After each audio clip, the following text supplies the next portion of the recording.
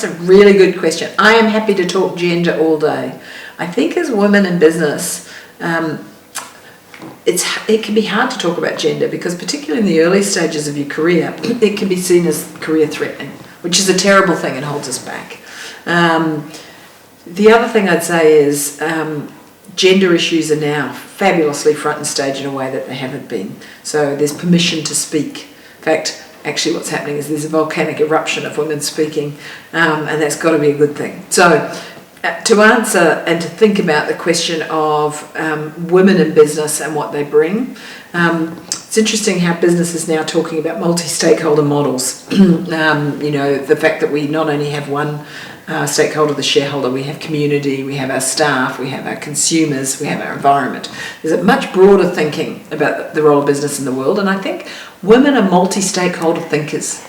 And so actually the new model of thinking about business feeds into the way that women in general, and of course I'm stereotyping here, but in general I think women are jugglers of many stakeholders, whether that be the community or their families or their relationship or their businesses, the organisations that they support.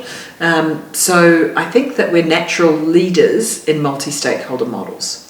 I also think we are seeing the end of hierarchical business structures, where, the one guy sat at the top and dictated down the way the organisation runs. I think we're actually seeing that to a large extent being turned on its head. Some of that's coming from the Gen Y and the millennials who have a different way of thinking about respect and their place in the world, but it's also coming from, I think, a failure of creative thinking that comes from one autocratic leader.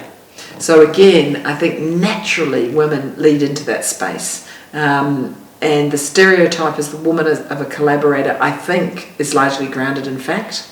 The stereotype of a woman as a thinker about lifting rather than competing, I think is also a fact. So I think we're natural leaders in a business environment that's radically shifting.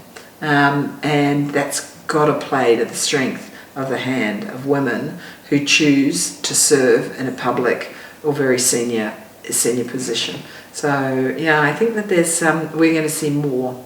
And I was joking with a man the other day. I think there's a lot of pushback at the moment against women leaders. We're seeing some horrendous gendered misogynistic attacks on women leaders at the moment around the Royal Commission on Banking. And the mantra is starting to come out about, haven't we gone too far? Are we promoting token women? And I was joking with somebody who was saying something similar to me the other day about that. And I was saying to him, really, how well have you boys done? Isn't it time that we started to take a different approach? Because actually, if you look at the state of the world across every sector, we're in chaos and disarray. We're in polarity and division. So, for all that you're worried about us women, that we're scared of equality, don't you think really it's about time that we took a turn. We started to actually allow women to express their views and their leadership, because the state of play right at the moment, if that speaks to male leadership, it's pretty pathetic. So, watch out world, we're coming. We are in charge. And I think that's going to be a great thing. It's not all going to be smooth sailing, but it's going to be a great thing.